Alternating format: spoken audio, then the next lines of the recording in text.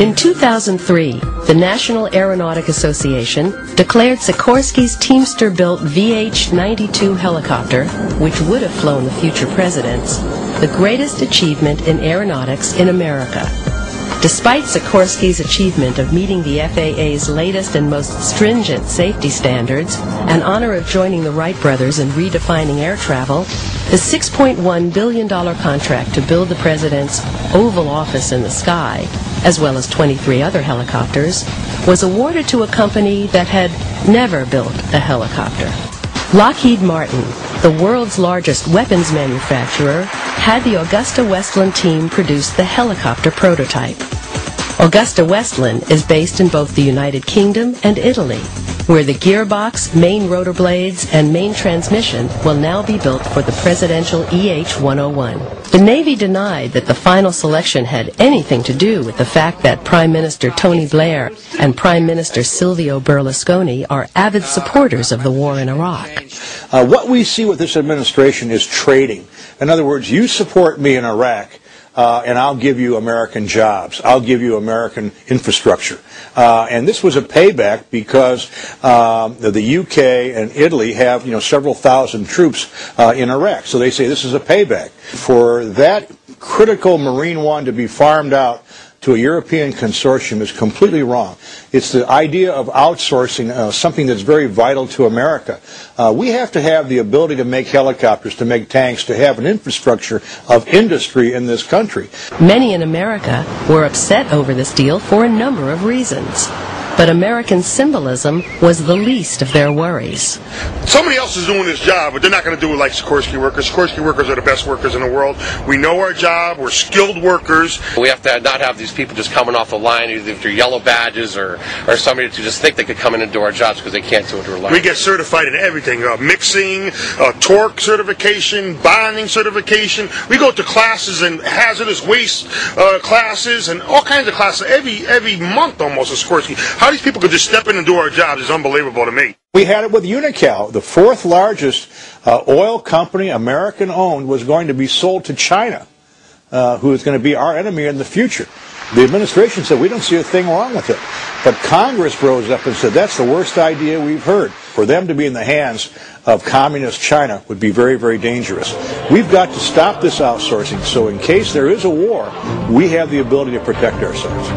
Ironically, Europe is unwilling to give American helicopters an even break across the Atlantic. The governments of Europe have chosen homegrown companies in 11 straight helicopter competitions, and for over a decade awarded 93% of all orders to European competitors.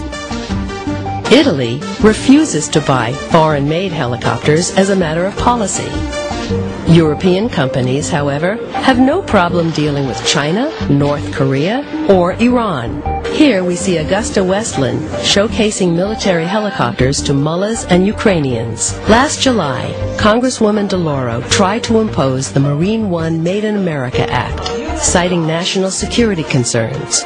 House leaders refused, without comment, to even allow a vote on the issue. Starting in 2009, the current Sikorsky Marine One will conclude its 50-year-long presidential tour of duty. To some, the peculiarity of the deal was a huge red flag. Would the new Air Force One soon be made by Russia? Would France eventually make Navy submarines? Well, that's not quite what happened next. In February of 2006, there came yet another first. It was announced that a company owned by the United Arab Emirates would now manage several major American ports. It didn't take long for politicians to take serious notice. Representative Sue Myrick sent a one-sentence letter to the president that read, "Dear Mr. President, in regards to selling American ports to the United Arab Emirates, not just no, but hell no. The UAE purports to be an ally in the war on terror, but was also the home to 2 of the 9/11 hijackers, and has been a major financial base for the Al-Qaeda terror organization. It also happens to be one of the richest oil countries in the world." Did any of you talk to the 9/11 commissioners about that representation finding of theirs? Just raise your hand if anybody talked to the 9/11 commissioners. Turning over the operation of our ports, to Dubai was not only a policy mistake, it was a huge political blunder on the part of the Bush administration. It showed how out of touch they are with the American people. This is a company that has played by the rules, that has been cooperative with the United States, from a country that's an ally in the war on terror, and it would send a terrible signal to friends and allies not to let this transaction go through. Throughout the 3 weeks of controversy, the Dubai ports deal went beyond Washington.